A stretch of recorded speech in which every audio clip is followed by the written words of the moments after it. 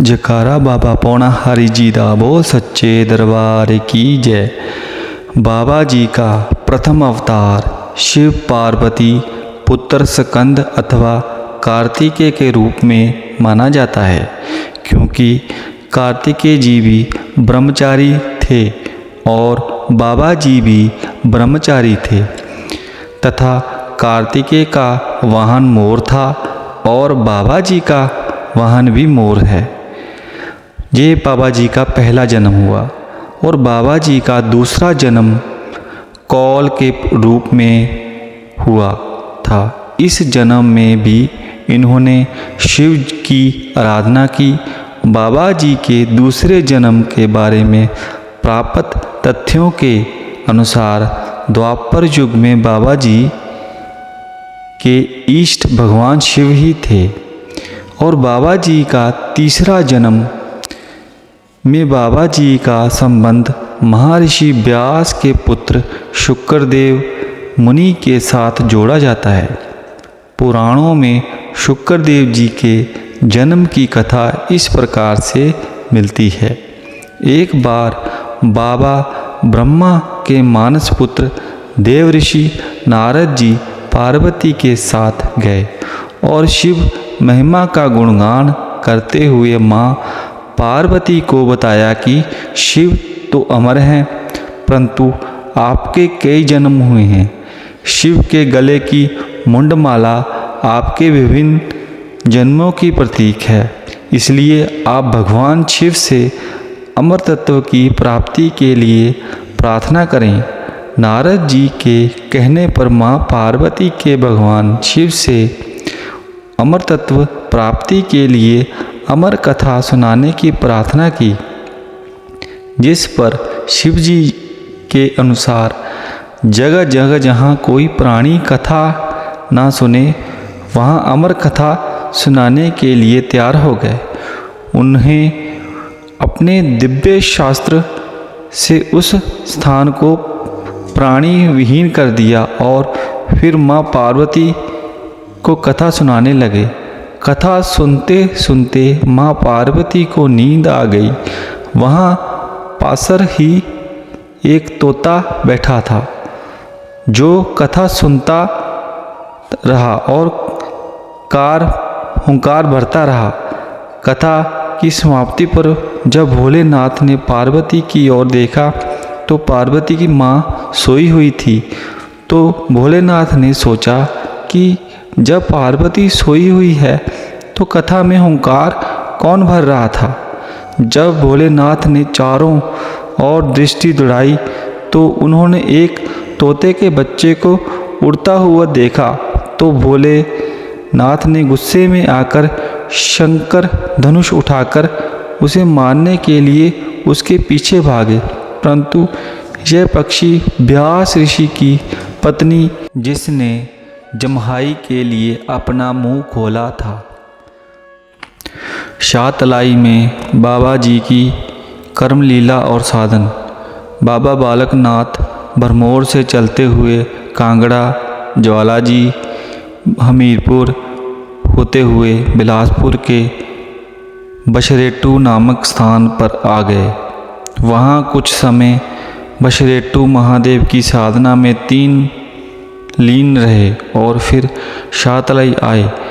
बशरेटू शातलाई से 6 किलोमीटर की दूर है। वहाँ आज भी बशरेटू महादेव का प्राचीन मंदिर विद्यमान है। शातलाई आने पर बाबा जी ने माई रत्नों के घर अलख जलाई। सुंदर बालजोगी को दरवाजा पर खड़ा देख माता रत्नों के बाबा जी को भिक्षा दी। माई रत्नों वही बुढ़िया धर्मों माता थी जिनके पास कैलाश धाम जाते हुए बाबा जी ने द्वापर युग में महाकौल नाम से 12 घड़ी विश्राम किया था। इन 12 घड़ियों का ऋण उतारने के लिए 12 वर्ष तक बाबा जी ने माई रत्नों का कार्य करने का संकल्प किया था।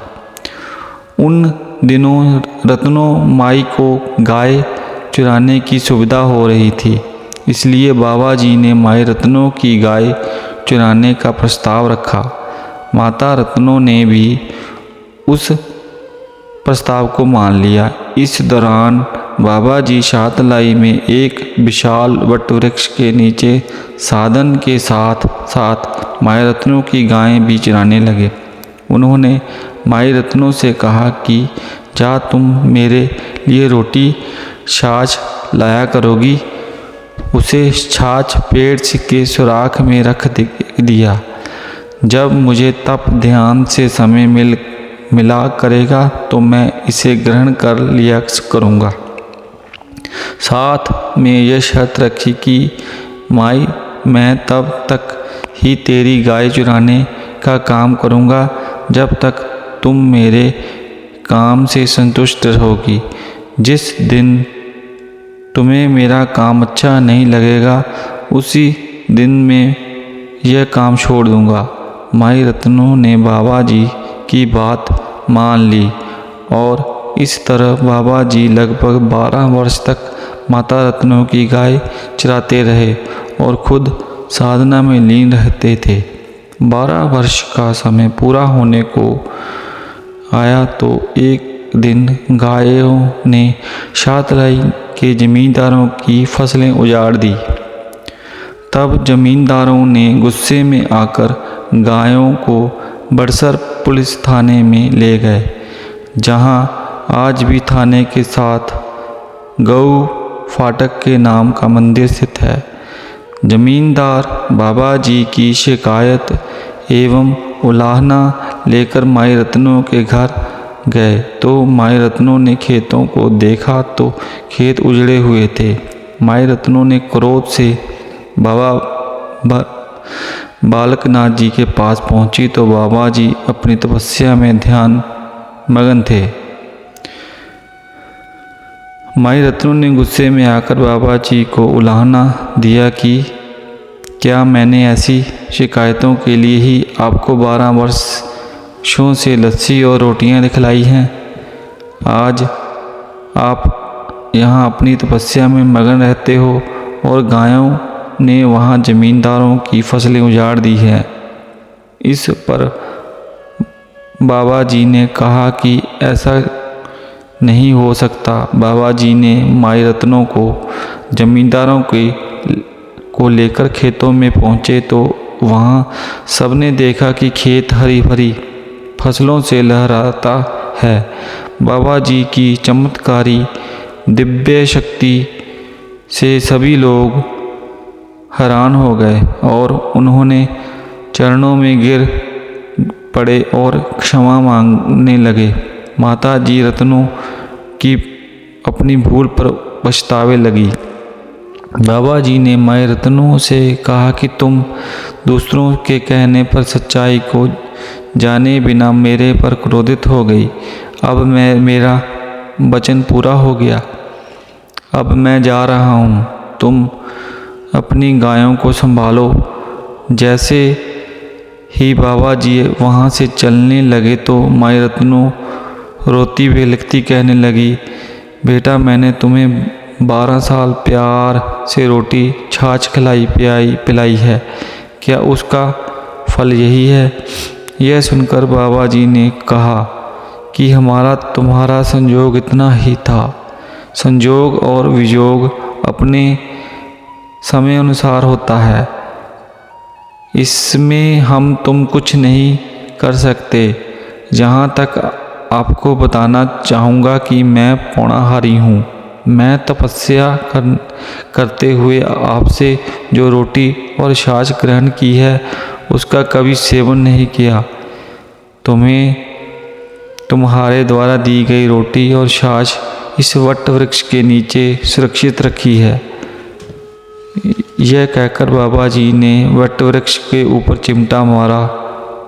वट वृक्ष के तने के बीच में 12 वर्ष की रोटियां बाहर निकल आईं। उसके बाद चिमटा धरती पर मारा तो वहाँ छाछ का तालाब बन गया। उस छाछ के नाम से शातलाई कहलाया। स्थानीय भाषा में लस्सी को छाछ कहा जाता है। तलाई शब्द तालाब का रूप है। धीरे धीरे शाहतलाई परिवर्तित होकर शाहतलाई हो गया।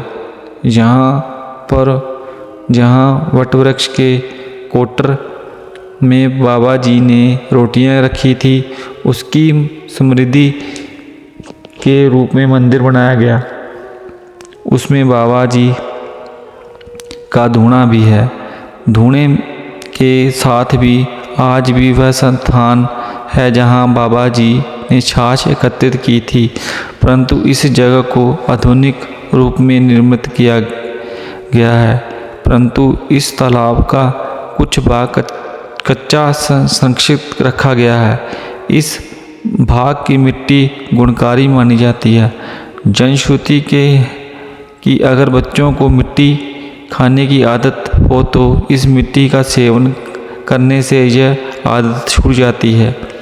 पशुओं के शरीर में कीड़े पड़ जाएं या खुर रोग हो जाए तो इस मिट्टी का लेप बहुत उपयोगी माना जाता है। माता रत्नों को बताया कि मैं अब यहाँ तप नहीं करूँगी क्योंकि मेरा पूरा जन्म 12 वर्ष 12 घड़ी का लेखा जोखा पूरा हो गया। इसके बाद बाबा जी बनखंडी में जाकर तप करने लगे। बाबा जी के शाहतलाई मंदिर से गुरुना झाड़ी लगभग 5 किलोमीटर दूरी पर है। उस काल की गुरना झाड़ी का बड़ा जुर्मुट आज भी वहाँ देखा जा सकता है। गुरना झाड़ी के प्रति आज भी श्रद्धालुओं में असीम श्रद्धा और गुरुनाचारी बाबा जी की तपस्या की चर्चा दूर दूर तक फैलने लगी। उसी दौरान गोरख अपनी 360 शिष्यों के साथ शाहतलाई पहुंचा थे। बाबा जी की इस सिद्धि और प्रसिद्धि को देखते हुए गोरखनाथ उन्हें अपने नाथ संप्रदाय में मिलाने का प्रयास किया। इसके लिए बाबा सहमत नहीं थे। एक दिन गुरु गोरख समय बाबा जी के पास आए, कहा, आप हमारे बैठने का प्रबंध करें। बाबा जी ने अपने कंधे से अपना पन्ना उतारा और उसे धरती पर बिछा दिया। गोरखनाथ और उसके सारे शिष्य इस पन्ने पर बैठ गए। फिर भी पन्ने का कुछ भाग शेष बच गया। इसके बाद गुरु गोरखनाथ ने बाबा जी से कहा कि मेरे शिष्य भूखे हैं, इन्हें भोजन का प्रबंध करो। बाबा जी ने उनसे कहा कि मैं इस समय भोजन ग्रहण नहीं कर सकता। तब गुरु गोरखनाथ ने बाबा जी को अपने शिष्यों को दूध पिलाने को कहा। इसी शर्त को बाबा जी ने स्वीकार कर लिया। बाबा जी ने एक दूध न देने वाली गाय को आवाज़ देकर बुलाया और उसकी पीठ पर हाथ रखा। गाय ने थनों से दूध बहने लगा। बाबा जी ने अपने चिप्पी को गाय से दूध से भरकर गुरु गोरखनाथ के आगे रखा तो गुरु गोरखनाथ ने बाबा जी से कहा कि इस चिप्पी के दूध से क्या होगा। इस पर बाबा जी ने कहा कि आप इसे अपने शिष्यों को पिलाओ, खाली होने पर फिर भर दी जाएगी।